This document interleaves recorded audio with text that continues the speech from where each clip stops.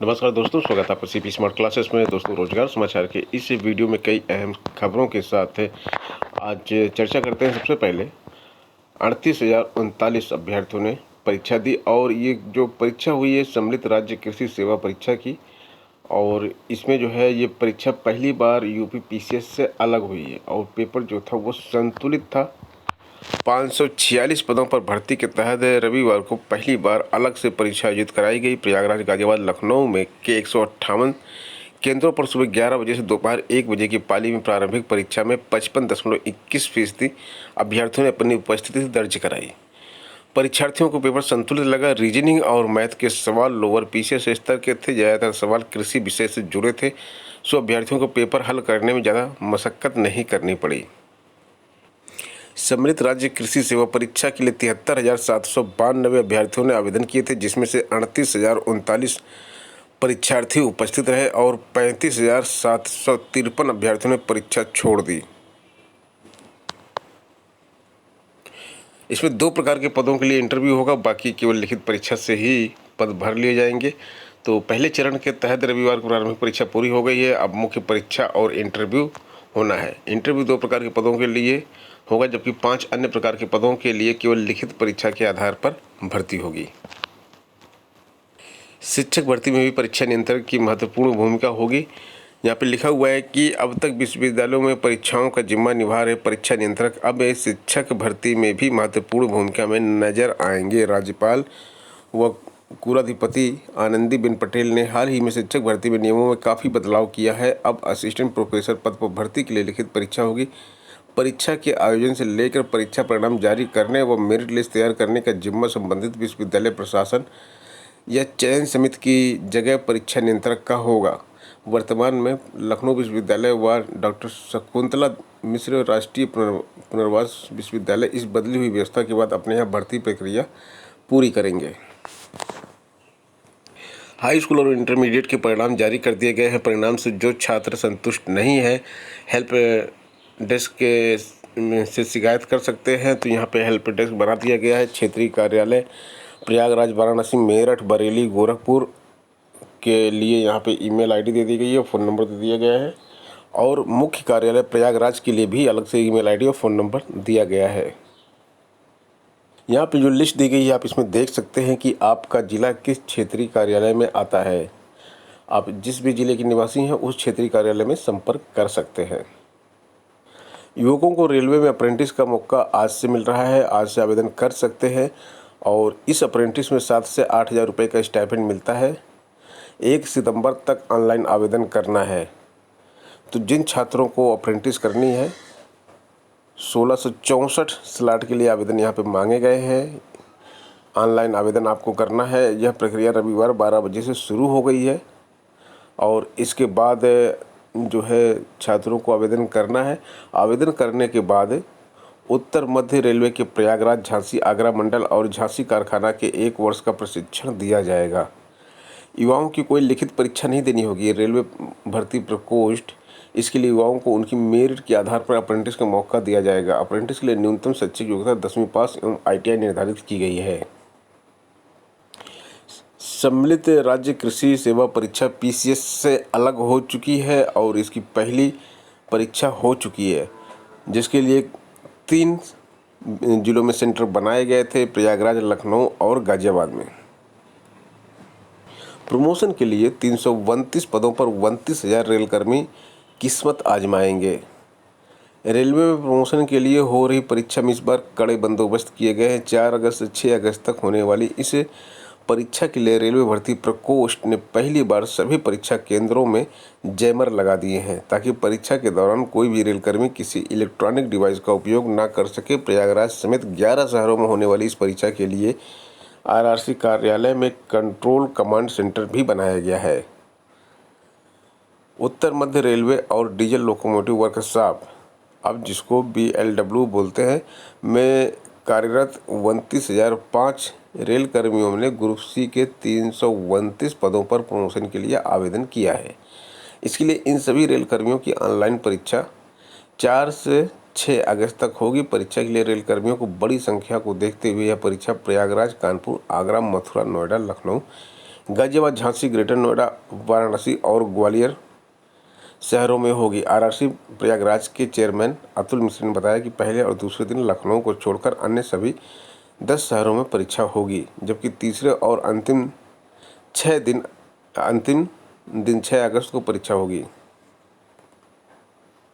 भारतीयों के लिए खुशखबरी है कि हॉकी 49 साल के बाद सेमीफाइनल में ओलंपिक में पहुंच चुकी है और पीवी सिंधु को भारत का दूसरा कांस्य पदक मिल चुका है। सिंधु के शानदार प्रदर्शन से हम सभी उत्साहित हैं, उन्हें बधाई। वह भारत का गौरव हैं और हमारे उत्कृष्ट ओलंपियनों में से एक हैं। नरेंद्र मोदी प्रधानमंत्री जी की तरफ से यह संदेश दिया गया है। कांस्य पदक जीता है सिंधु ने और एक इतिहास रच दिया है कि ओलंपिक में 2 पदक जीतने वाली देश की पहली महिला खिलाड़ी बन गई हैं। कुश्ती में सुशील कुमार भी 2 पदक जीत चुके हैं। सिंधु ने पिछले रियो ओलंपिक में रजत पदक जीता था। सिंधु ने चीन की बिंग जियांग को 52 मिनट में सीधे गेमों में 21-13, 21-15 से हराया।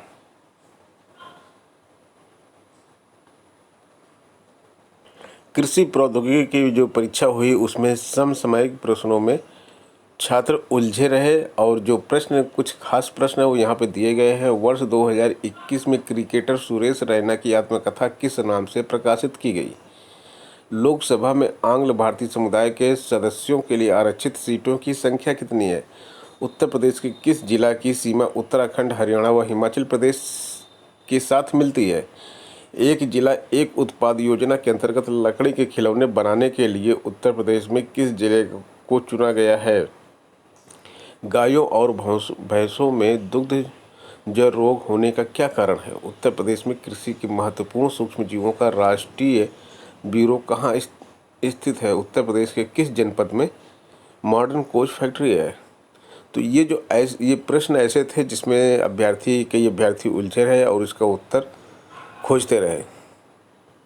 सिविल सेवा परीक्षा में रिक्तियों का ब्यौरा मांगा गया है। दिल्ली उच्च न्यायालय ने कार्मिक एवं प्रशिक्षण विभाग के DOPT से कहा है कि वह एक हलफनामा दाखिल कर सिविल सेवा परीक्षा 2020 के लिए दिव्यांगजन अधिकार कानून के अनुसार अधिसूचित रिक्तियों की संख्या और आरक्षण का ब्यौरा उपलब्ध कराए।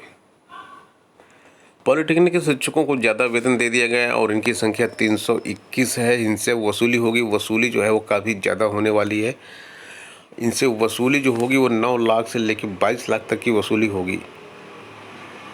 5400 ग्रेड पे वाले को सीधे 7600 का ग्रेड पे दे दिया गया था, जिससे इनको हर महीने 10 से 15 हज़ार रुपये के बीच में अतिरिक्त वेतन दिया जाने लगा, जो 1992 से लगातार वरिष्ठता के अनुरूप दिया जा रहा था।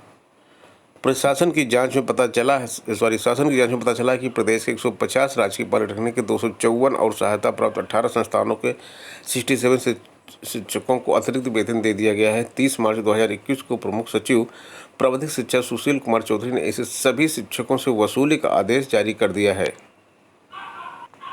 कॉलेज से प्रवक्ता पद के लिए जो चयनित हैं उनको लौटाया नहीं जाएगा। वैसी व्यवस्था की जा रही है कि जिन छात्रों को ज्वाइनिंग दे दी जाएगी उनको जो कॉलेज को ज्वाइनिंग करवानी ही पड़ेगी। राजकीय डिग्री कॉलेज में प्रवक्ता पद पर चयनित अभ्यर्थियों की नियुक्ति के लिए भटकना नहीं पड़ेगा। जिस कॉलेज में उनका चयन हुआ है वहां पहुंचते ही नियुक्ति प्रक्रिया पूरी की जाएगी। इसके मद्देनज़र उच्च शिक्षा निदेशालय संबंधित कॉलेजों को नियुक्ति पत्र भेजेगा। ईमेल के जरिए 2 अगस्त को निदेशालय 9 विषयों B.Ed, अंग्रेजी, हिंदी, गृह विज्ञान, वनस्पति भौतिकी, रसायन शास्त्र, वाणिज्य के तहत 418 चयनितों को नियुक्ति पत्र भेजेगा। उसी के आधार पर नियुक्ति मिलेगी। इसके बावजूद नियुक्ति देने में आनाकानी हुई तो संबंधित कॉलेज के प्राचार्य के खिलाफ कार्रवाई की जाएगी। कॉलेज प्रबंधन की ओर से प्रवक्ता पद में चयनितों को नियुक्ति न देने की शिकायत अक्सर मिलती है। चयन के बाद अभ्यर्थी कॉलेज पहुंचते हैं तो उनके विषय का पद न होने की बात कह के लौटा दिया जाता है। फिर अभ्यर्थी महीनों इधर उधर भटकते रहते हैं। नियुक्ति पाने के लिए कुछ को कोर्ट की शरण लेनी पड़ती है। इधर निदेशालय ने उत्तर प्रदेश लोक सेवा आयोग की 2017 में सीधी भर्ती के तहत निकाली गई विभिन्न विषयों में प्रवक्ता राजकीय डिग्री कॉलेजों के चयनितों की द्वितीय चरण की काउंसलिंग पूरी की जा रही है। इसके तहत 30 जुलाई को 418 अभ्यर्थियों की काउंसलिंग पूरी की गई। इन चयनितों की नियुक्ति मिलने में दिक्कत न होने पाए, इसका विशेष ध्यान रखा जा रहा है। उच्च शिक्षा निदेशक डॉक्टर अमित भारद्वाज ने बताया कि निदेशालय की वेबसाइट में सबका नियुक्ति पत्र अपलोड हो गया है। अब संबंधित कॉलेजों को ईमेल के जरिए उसे भेजा जाएगा। चयनित वेबसाइट से प्रवेश पत्र लेकर अपने कॉलेज में जाएं, उसे दिखाकर उन्हें तत्काल नियुक्ति मिलेगी। अगर किसी को कोई दिक्कत होती है तो वो निदेशालय में संपर्क कर सकते हैं। जिलों में लगातार बढ़ रही है सीडीओ, सिटी मजिस्ट्रेट और एडीएम की रिक्तियां। शासन लंबे समय से रिक्त पदों पर तैनाती के लिए नहीं निकाल पा रहा है समय। 2 आईपीएस और 3 वरिष्ठ पीसीएस अधिकारी शनिवार को सेवानिवृत्त हो गए। इसमें 3 जिलों के एसडीएम भी हैं। लगातार कई महीनों से सेवानिवृत्त व तबादलों के रिक्त हो रहे पदों पर तैनाती न होने से जिलों में प्रशासनिक कामकाज में चुनौतियां बढ़ रही। शनिवार को आईपीएस अधिकारी राजीव शर्मा व सहदेव रिटायर हुए। शर्मा लंबे समय से प्रतीक्षारत थे, जबकि सहदेव राजस्व परिषद प्रयागराज में बतौर सदस्य कार्यरत थे। वरिष्ठ पीसीएस अधिकारी योगेंद्र बहादुर सिंह, वीरेंद्र प्रसाद पांडे व राकेश कुमार श्रीवास्तव भी सेवानिवृत्त हो गए। योगेंद्र सोनभद्र में, जबकि वीरेंद्र कानपुर नगर में एसडीएम वित्त व राजस्व थे। राकेश गोरखपुर में एसडीएम नगर थे। पिछले दिनों आईएएस अधिकारियों के तबादले से प्रदेश के खीरी, रायबरेली और सहारनपुर, देवरिया में सीडीओ के पद खाली हो गए। तो इस तरह के जो पद खाली हो रहे हैं उस पर जो है नियुक्ति नहीं की जा रही है और इसके लिए मतलब शासन के पास समय नहीं है। तो इससे क्या है, काफ़ी दिक्कतें हो रही जिलों में, कामकाज जो है वो प्रभावित हो रहा है, प्रशासन ठीक से कार्य नहीं कर पा रहा है। तो दोस्तों, ये थी आज की अपडेट और प्रमुख खबरें। मिलते हैं नेक्स्ट वीडियो में कुछ नई अपडेट और कुछ नई खबरों के साथ। बने रहें आप सीपी स्मार्ट क्लासेस के चैनल। अगर सब्सक्राइब नहीं किया तो चैनल सब्सक्राइब करके बेल आइकन दबा दें। इस तरह की खबरें आपको हमारे चैनल पर मिलती रहेगी।